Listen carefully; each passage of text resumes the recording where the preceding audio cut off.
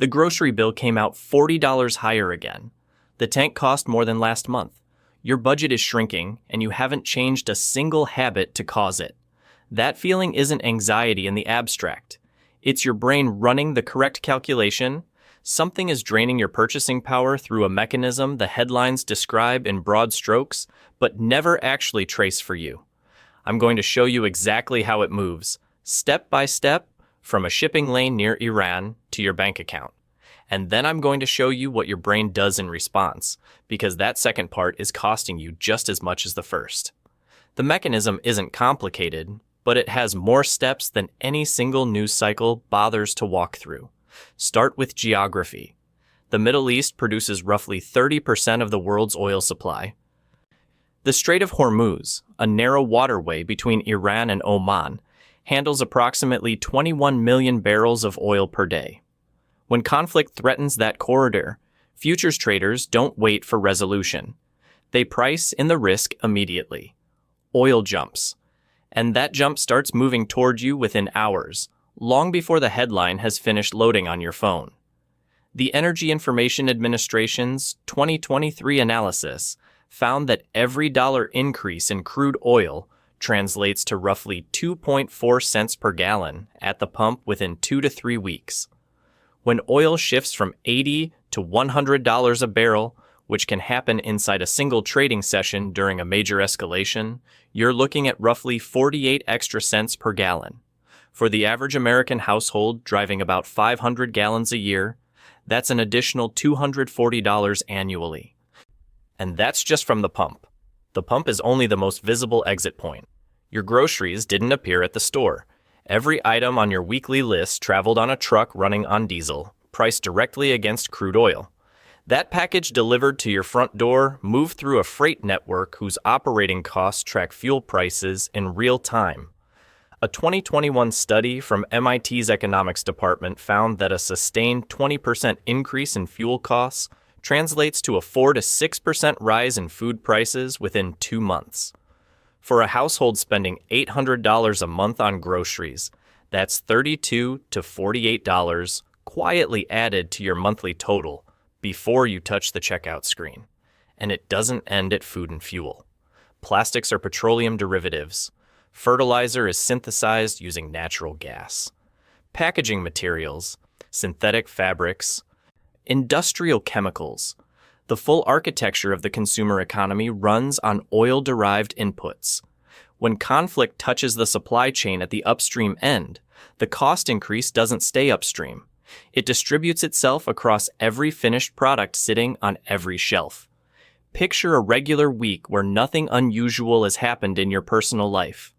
Monday, you fill the tank and the total is higher than expected.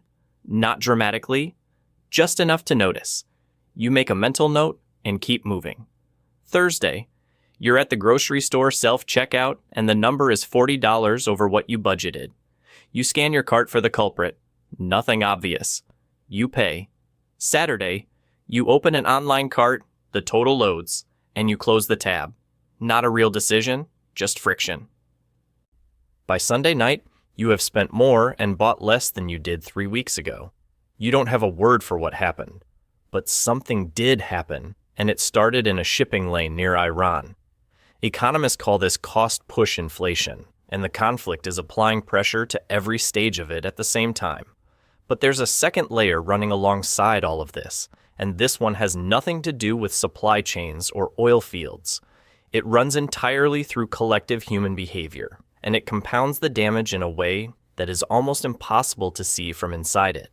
When people expect prices to rise, they change how they spend immediately, in ways that actually accelerate price increases. A 2020 Stanford behavioral economics study found that inflation expectations alone can add 1 to 2 percentage points to actual inflation through behavioral changes, completely independent of any real supply disruption. People stock up. They pull purchases forward. They move money out of savings and into spending, because holding cash feels like losing ground. That wave of accelerated demand drives prices higher, which confirms the original expectation, which generates more of the same behavior.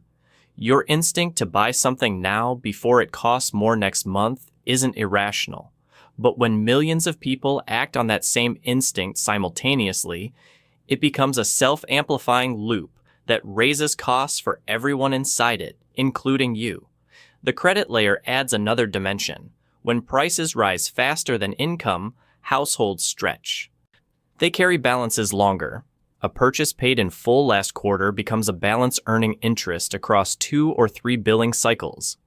A 2022 Federal Reserve analysis found that average credit card balances among middle-income households rose 11% within 6 months of the last major oil-driven inflation cycle. That interest is a tax you pay to the bank, quietly, monthly, compounding. Then there's the wage lag. Even in a reasonably strong labor market, wage increases trail inflation by 6 to 18 months. The conflict pushes prices up now. Your paycheck adjusts, if it adjusts at all, much later. The math never quite catches up. That gap between what things cost today and what you're earning based on last year's conditions is where purchasing power erodes without permission and without announcement. Together, these 4 forces, fuel costs, food and freight, behavioral self-amplification, and the credit and wage lag, add up to a drain that doesn't announce itself as a drain. It looks like a grocery total that came in higher, a tank that cost more, a budget that keeps contracting slightly, month after month, without a single identifiable cause you can point to and fix. Now here's what that does to your brain, and why it matters for every financial decision you're about to make. A 2018 study from Princeton's psychology department found that economic uncertainty activates the same neural pathways as physical threat. When your bank balance is lower than it should be, when a grocery receipt surprises you, when oil jumps $12 overnight, your amygdala responds exactly the way it would if someone were following you down a dark street. Your brain does not distinguish between financial scarcity and immediate physical danger. Both trigger survival mode. Both push you toward fast, decisive, protective action. This is why you cannot simply decide not to worry about it. Nobel Prize-winning research from Daniel Kahneman and Amos Tversky established that losses feel approximately 2.5 times more painful than equivalent gains feel good. When your savings account drops by $3,000, the psychological weight of that loss is roughly equal to the pleasure you would feel from a $7,500 gain. Your brain is structurally wired to overweight threat and underweight recovery, which means every time you open your banking app during a period of economic stress, you are not getting useful financial information. You are receiving a neurological pain signal demanding a protective response. That protective response carries a real, measurable cost. A 2022 behavioral finance study found that investors who checked their portfolios daily during market volatility were 35% more likely to make fear-based selling decisions compared to those who checked monthly.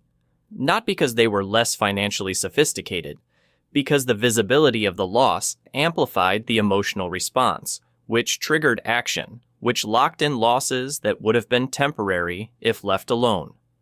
A comprehensive Morningstar analysis covering investor behavior from 1992 to 2023 found that the average investor who actively tried to time markets around geopolitical events underperformed a simple buy and hold strategy by 2.3% annually.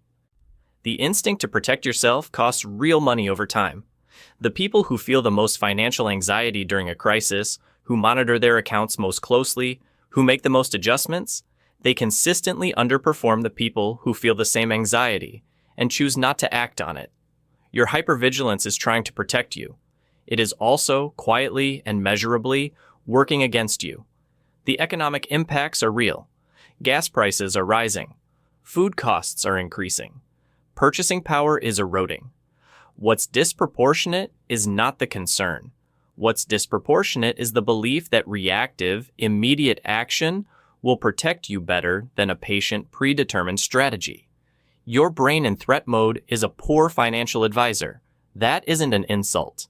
That's neuroscience. So here's what the research actually supports. A University of Chicago study found that people who maintained a simple written financial plan during periods of economic uncertainty experienced 40% less anxiety and made significantly fewer impulsive decisions compared to those without one.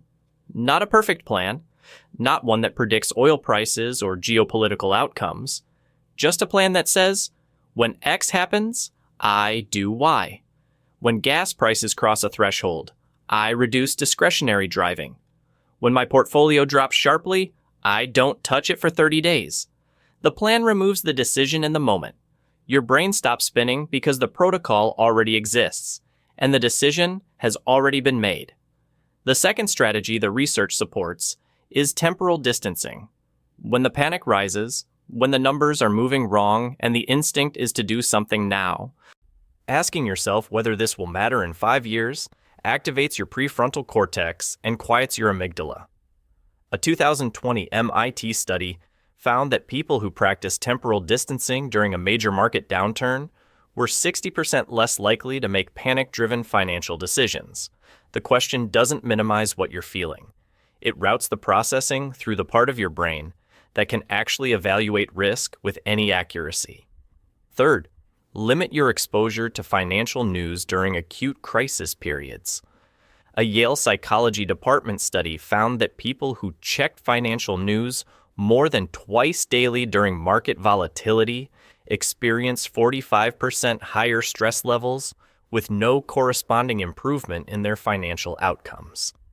Every additional news cycle adds cortisol without adding information that changes what you should do.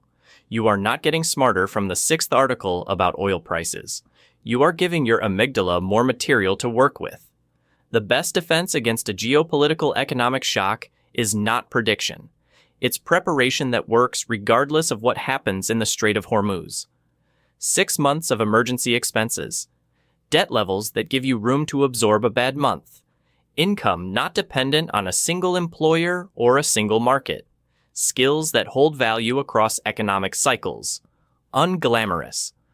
But every longitudinal study on financial resilience finds they outperform every attempt to time markets or outsmart geopolitical risk. When your bank balance shrinks in ways you can't fully explain, when the grocery bill climbs without obvious cause, when the conflict on the news feels distant but your monthly statement tells a different story, you're not imagining it. The drain is real, and you were wired by evolution to feel exactly this alarmed about it.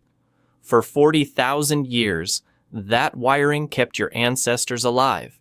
But the response that will actually protect you in 2026 is not the one your amygdala is demanding.